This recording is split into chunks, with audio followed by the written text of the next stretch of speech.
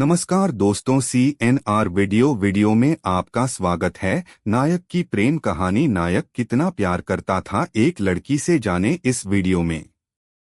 मोहब्बत का इजहार करना भी उतना ही जरूरी है जितना कि मोहब्बत करना है।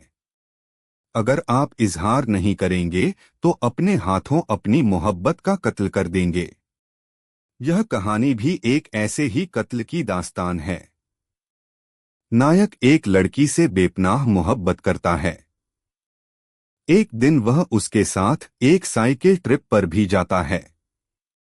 मौसम बहुत खुशगवार है, लेकिन वह चाहने के बाद भी इजहार नहीं कर पाता है। उसके इजहार न करने के कारण लड़की उससे दूर हो जाती है और फिर कभी उसके पास नहीं आती है। हालांकि वह उससे बीच बीच में मुलाकात करती है।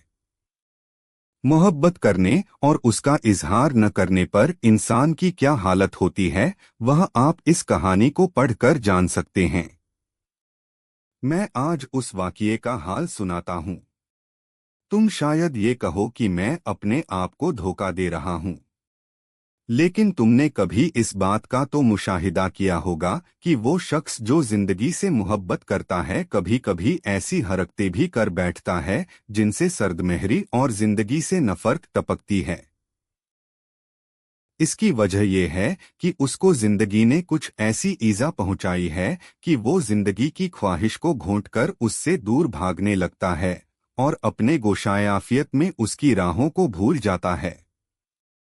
लेकिन उसकी मोहब्बत कभी मर नहीं सकती और उसकी आग ख्वाबों के खंडरात की तह में अंदर ही सुलगती रहती है।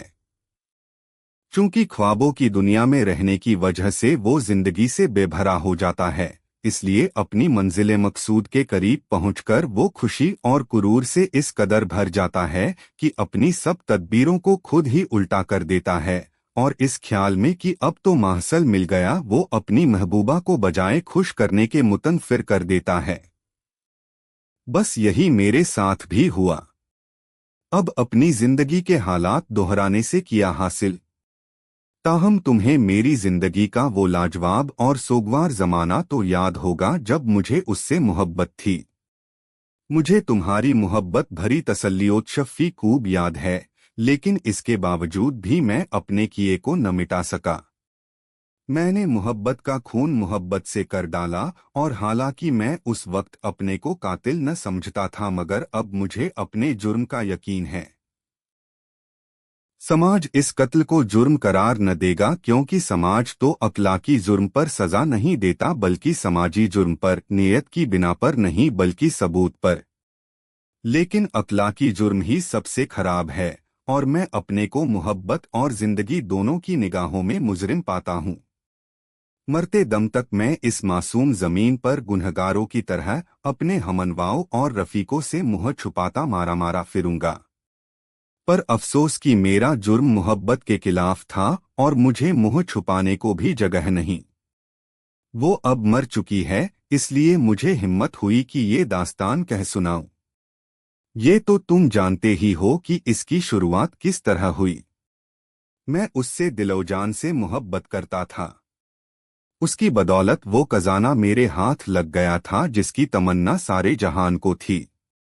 जहां भी वो जाती, चाहे खरीदारी करने या अपनी सहेलियों से मिलने, वो मुझको साथ ले जाती और मैं एक रफीक कुत्ते की तरह उसके साथ साथ रहता।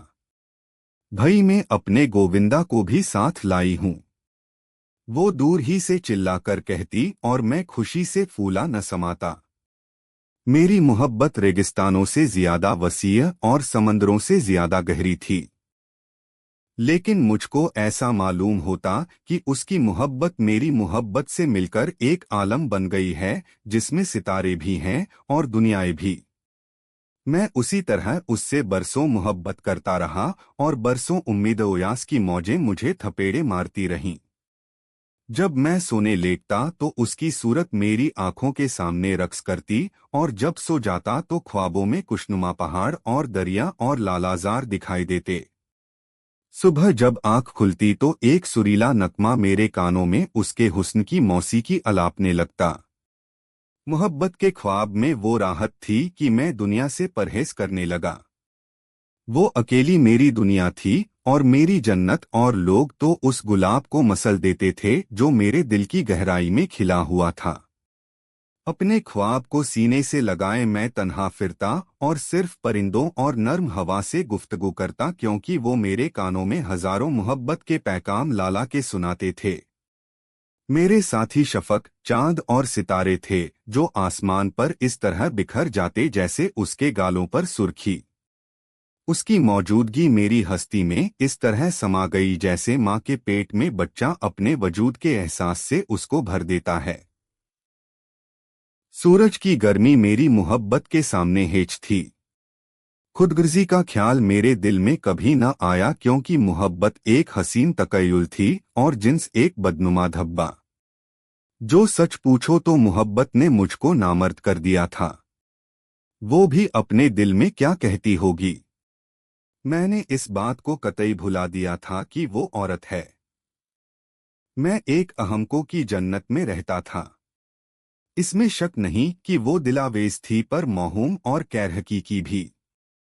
मोहब्बत तो रूह और जिस्म दोनों के एहसासात का संगम है।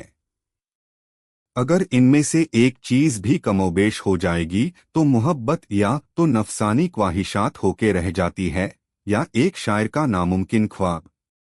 मगर मैं अभी जवान था और हकीकत से बेभरा। एक मर्तबा जब मेरे बेहतरीन दोस्त ने मुझको सलाह दी कि उसको प्यार करो, तो मैं बेआपे हो गया और चांटा रसीद किया। बरसों तक मैंने उससे बात भी न की। हमारा मिलाप उस वक्त हुआ जब एक रोज मैं रंजोअलम से चूर शराब खाने में बैठा कधे भर भर कर पी रहा था और आंसुओं की लड़ी आंखों से जारी थी। अगली वफाओं के ख्याल से उसने आकर मेरे शाने पर हाथ रख दिया और हमारे दिल फिर मिल गए। हालांकि ये बात मुझे सही तौर पर कभी न मालूम हुई, लेकिन मुझे यकीन है कि वो मुझसे मोहब्बत करती थी। उसके दिल में मेरे लिए जगह थी, मगर मैंने खुद ही मोहब्बत का खात्मा मोहब्बत से कर दिया। मार्च की हसीन शाम थी। उसने नई नई साइकिल चलानी सीखी थी और अपनी सहेलियों के साथ घूमने जाती। एक रोज मुझसे कहा कि मेरे साथ चलो। ये कहकर उसने मुझको वो शरफ बख्शा जिसे मैं भूल नहीं सकता।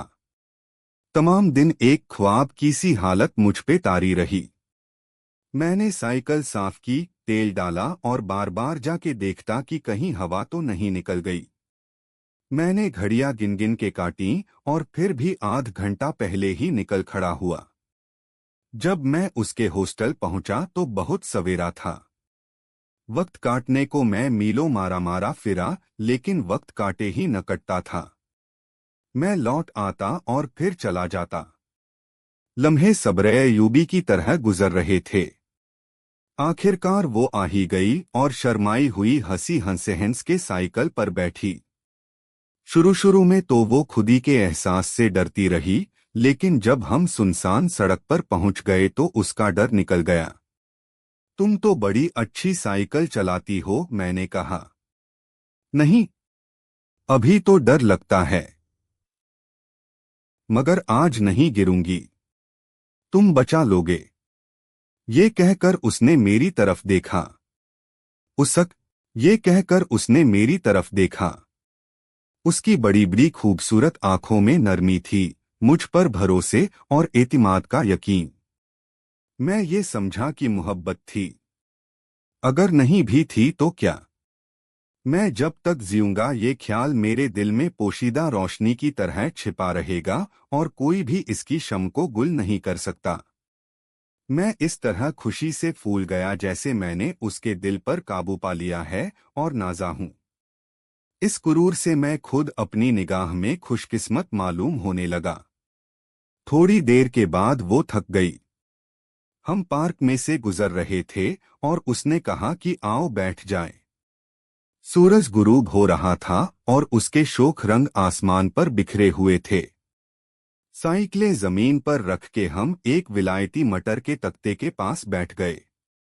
वो प्यार और नरमी से बातें करती रही और मैं हर लफ्ज को जो उसके मुंह से झड़ता उस और शहद की तरह पीता रहा। मुझे याद नहीं कि उसने क्या क्या बातें की। मुझे ये भी याद नहीं कि मौजूए सुखन क्या था, पर अभी तक उसकी गुलाबी साड़ी का रंग मुझे याद है, उसकी उंगलियों की नजाकत और विलायती मटर की मस्ती भरी में है। मेरा दिल उसके कदमों पे था और मेरी रूह इस तरह उसकी तरफ बह रही थी जैसे पानी के चश्मे चट्टानों से निकलकर एक अमीक झील में खो जाते हैं। जब मैं मरूं तो मुझे गुलाबी कपड़ों में दफन करना और बहुत से विलायती मटर के फूल मेरे ऊपर डाल देना, उसने अफसुर्दगी और जज्बे से कहा। मेरा दिल दर्द से सिमटकर एक जिंदान मालूम होने लगा। मेरी आंखों के सामने वो जमाना आ गया जब वो मेरे पास न होगी और मैं अकेला हूंगा। ये ख्याल एक तीर की तरह से मेरे जिगर के पार हो गया। आम के दरख्त में एक कोयल दर्द से यकायक कूकी और उसके साथ ही साथ एक मोर की दर्दंगेज झंकार सुनाई दी।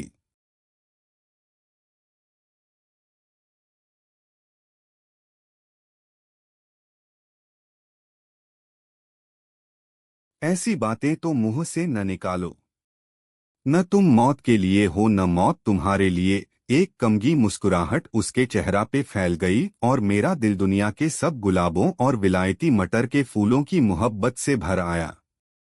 फिर अदा से वो कोहनियों के बल लेट गई और मेरी तरफ देखा। मेरी आंखें उन हसीन आंखों की चशमक से चकाचौंध हो गईं। उस वक्त वो आंखें मोहब्बत के दो समंदरों की तरह की थीं, जिनकी सतह की वुसअत निगाह की जद से बाहर थी और उनकी गहराई आंखों की रोशनी से पोशीदा। उन समंदरों में दो मौजें बैक वक्त बल खाती हुई उठीं, एक दूसरे से टकराईं और बहती हुई मेरी रूह की गहराइयों में उतर गईं। मैं उस लहर के जज्बे में गर्क हो गया। वो मुझे अपनी रौ में बहा ले गई। खुशी से मेरी जबान पर मुहर लग गई। मेरा जी चाहता था कि कुछ कहूं, कुछ करूं, लेकिन खौफ मुझ पर तारी हो गया। मैंने अपने दिल में कहा कि मुझे अपनी मोहब्बत के इजहार करने का कोई हक नहीं। मैं अपनी मोहब्बत से डरता था। उस एक लम्हे में मैंने मौत और जिंदगी दोनों का मजा चख लिया। दोबारा फिर उसने अपना सर पीछे झुकाया और इस कदर झुकी कि सर जमीन से लग गया। उसके काले बाल हरी हरी घास पर बिखर गए और उसकी गुलाबी साड़ी ने सियाह चांद के गिर्द हाला बना लिया। उसके होंठ कांप रहे थे और उसकी आंखों में बोसे की दावत झलक उठी। मेरा दिल धड़कने लगा। खून पहले तो जोश में आया, फिर यकायक रगों में रुक गया। पर जो कुछ भी मेरी आंखों ने देखा उसका दिल ने एतिबार न किया। ये कहा मेरी किस्मत की इसके होंठों को प्यार कर सकता। ये सिर्फ मेरा गुमान है, मैंने कहा। वो तो आसमान को देख रही है। मैं भी पीछे झुका और आसमान को देखने लगा। सूरज गुरूब हो चुका था और आसमान की बढ़ती हुई सियाही में एक पुरानी मस्जिद की दो टूटी हुई मीनारें दिखाई दे रही थीं।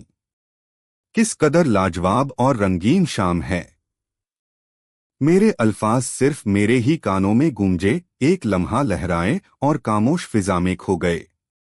वो जादू जो अभी तक हवा में मौजूद था, डूबते हुए सूरज की तरह पलकों में गायब हो गया और सिर्फ तारीकी ही तारीकी दिखाई देती थी। मेरे दिल पर एक कालिब ढक गया और खुशी की कैफियत अफसुर्दगी से बदल गई।